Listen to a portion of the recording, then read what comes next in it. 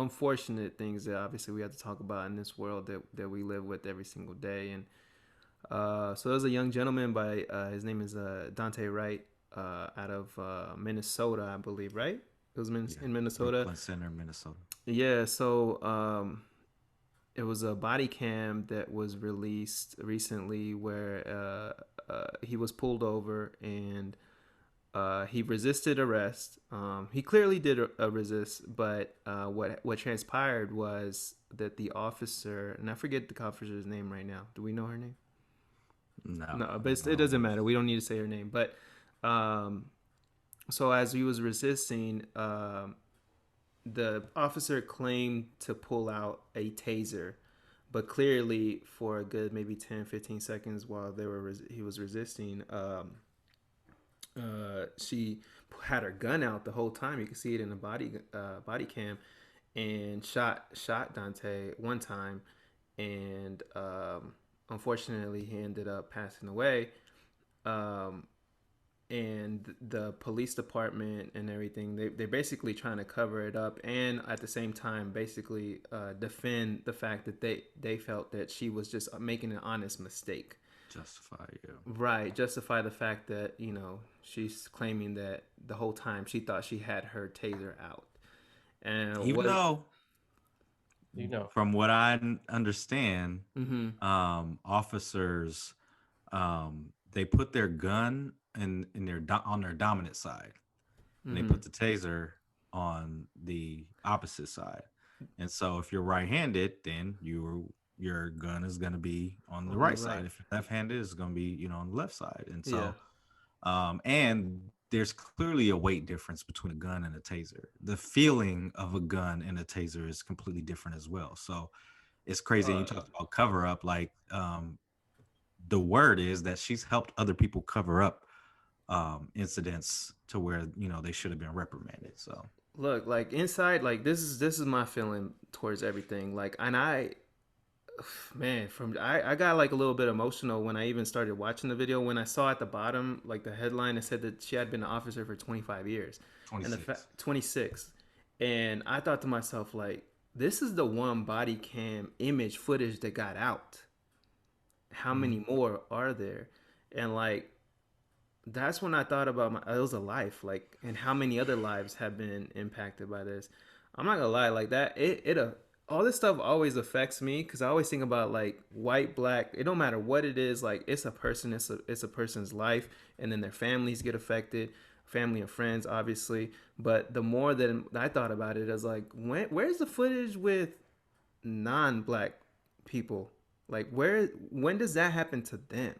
It's always a black person, always. It happens, but they handle the situations much differently, and it sucks because this young man was 20 years old, a father, I believe, right? yeah. Yeah, And that's it, no more. And I believe he called his mother during the incident, like after, right? and no, Oh, like I think during. it was Oh, right during before. Oh, the okay. altercation. Like, hey, I got pulled over, and they pulled him over for what? Having air fresheners hanging up in the rearview mirror.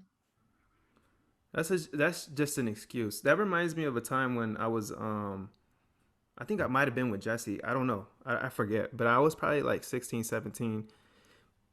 No, I was like 18 or 19, and we ended up going to uh this was back when we were making music, and we went to this individual's house, and he was making music, and we just went to go hang out, listen to some beats. So but it wasn't the best part of town.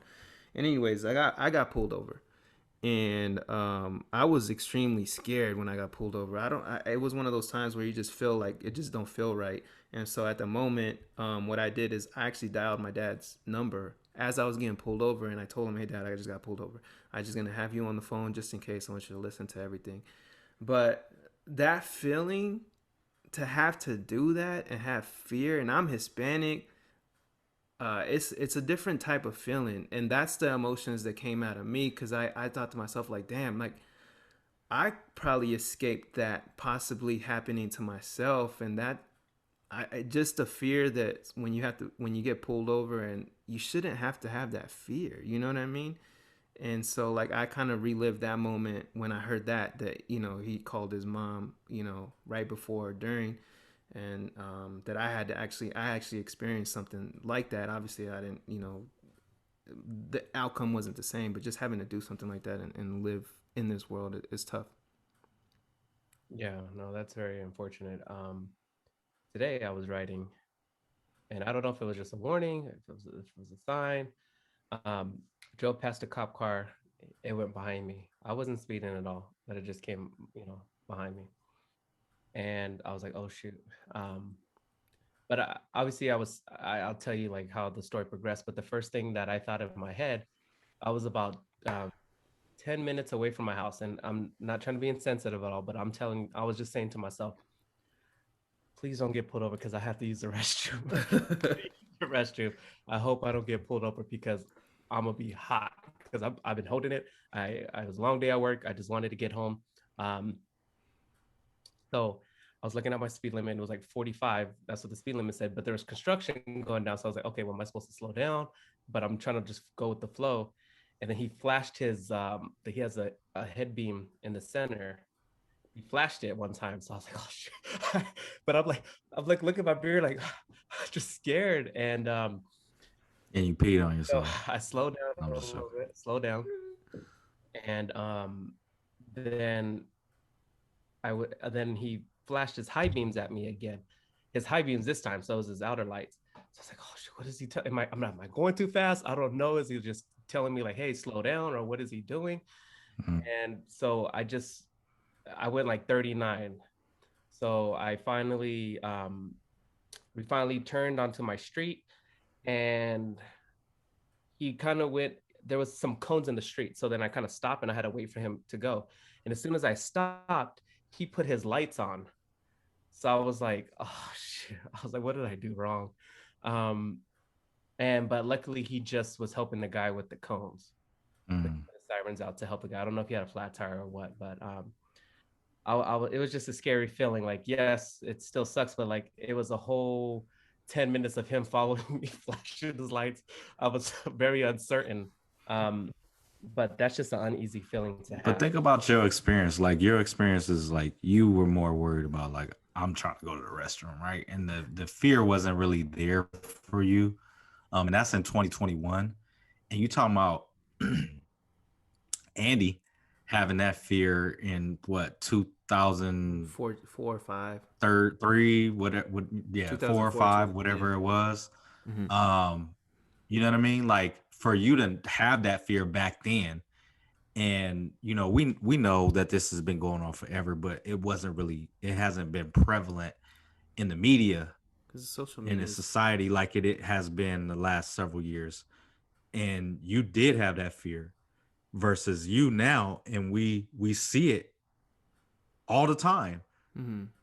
and you don't have that fear. And I think that really speaks to just all of our different experiences, in every walk of life that we live and come across and encounter with everyday people. And it's important to put yourself in somebody else's shoes and to have empathy and to hear what somebody else's story is, because you don't know what they've gone through or what they've experienced. You know what I mean? So um empathy and love and listening, are vital in our society. um Not that that's the answer for healing and everything in our world, but it's one of the things that can help us in our communities. So but what's crazy to me is that you have the George Floyd trial that's going on right now. Mm-hmm. And while that's going on, you have the same thing essentially, not it's not apples to apples, but another police murder of a black man going on while we're having a trial about it. Like that's a crazy situation to me. Like not that it's happening in general in America right now, but it's happening in the same place. You know what I mean? The same state that this huge national trial is going on in. Yeah. Pretty wild to me. And I This bet a lot is. of them are on edge too. So even more on edge. You know it. Well, Mhm. that's the thing. That's the thing. So I was in a conversation recently, and we're like, I was just listening in. where somebody else was saying, well, like they shouldn't resist. But I'm like, yo, but how do you not when we're traumatized by what we see and what the experiences that other people are having, like how do we not know that that's gonna not happen to us? You know what I mean? And a lot of people grow up knowing, especially in the black community, I feel like I'm sure conversations are had between family members where like this is what you do when you get pulled over, right? Like that's a conversation. I know that's a black family conversation that I'm sure happens, right? But it also happens in the Hispanic community as well. Whether for us it might be like, hey, you might be an undocumented individual. How do you deal with that when you get pulled over, right? Wow. There's a certain way to deal with that, and that's a conversation, especially for some of us to have family members that are over here just trying to better their lives. It's like, yo, you don't be out by a certain time, and if you are, and if you get pulled over, this is what you say, this is who you know, this is where you live. But if it doesn't, guess what, you getting taken wherever, like, or you getting beaten or whatever. Things happen to us too. They just are not as, they're not out in the media as much, which that's kind of like, I'm not sure why that is, honestly. And I feel like there's a motive behind that, especially in this country. Um, but what bothers me is that when people say stuff like that, like Jet Blevin says, they're unempathetic Empathetic. Yeah. towards the reality of what is happening right now every single day. And that's the problem, where we're not open and showing love to one another and hearing the stories that obviously are happening. And so that bothers me, honestly. And I think the best thing to do is like what Blevin said, is, show love, try to understand, and show some kindness, because you never know what people are going through or what they've been through or how they feel about that situation. So the person you were having a conversation with, what was their background? They're white. Okay. Yeah. There you go. And the crazy thing is, you're like, well, just comply. Like, okay, well, I mean, there's so many instances of where somebody did comply and they still are no longer with us, or they complied and then it got to a certain point to where, like, how much disrespect are you going to take from somebody? You know what I mean? How much abuse are you going to take from somebody before you kind of, yeah, and it's already a pressure cooker situation as it is, right? And you Mm-hmm. have so many instances of, and we've said it on the show before, to where people are committing mass murder and they getting put in handcuffs and get to, go to the station, or get to go to Burger King on the way to the station. And even in it was crazy, man. In Huntington, I think it was this past weekend, they had a White Lives Matter rally. And so there were counter protesters there. And I saw scenes of the police protecting someone that was agitating the counter protesters. And they arrested um, at least, excuse me, two people. One was a black man because of a noise ordinance, because he was playing his music too loud in the area. Yeah. You know what I mean? So it's like, comply, comply, comply. Well, the rules got to be the same for everybody, and they're not. Yeah. They're not. That's the problem. Oh well, that's one of the problems. But yeah, what I would like to see though, I'm gonna just call him out because obviously I voted for him, so let me just be transparent. Like I would love to hear from Biden. Like right now would be the time. I know, and I've been so busy, man. I haven't really been keeping up on like what's going on, politically and socially as much. But I know like there's some things in the works of what he's trying to do in terms of like background checks with guns and all kind of stuff. So I mean, Let's just hope he's there's a putting in the lot of work to groundwork. be done. Yeah. Yeah, there's so much stuff going on. It's like, where do you start? So at the end of the day, like a politician is a politician, so I'm not finna cape for him. I'm glad he's there versus what the alternative was. And I do like some of the things that are going on, but again, at the end of the day, it's politics, so you're not gonna like it all and appreciate it all, and all of it ain't gonna be right. But I think so far so good, and we'll see, in terms of You know, the other things that you're mentioning, the other things that we really need in our society.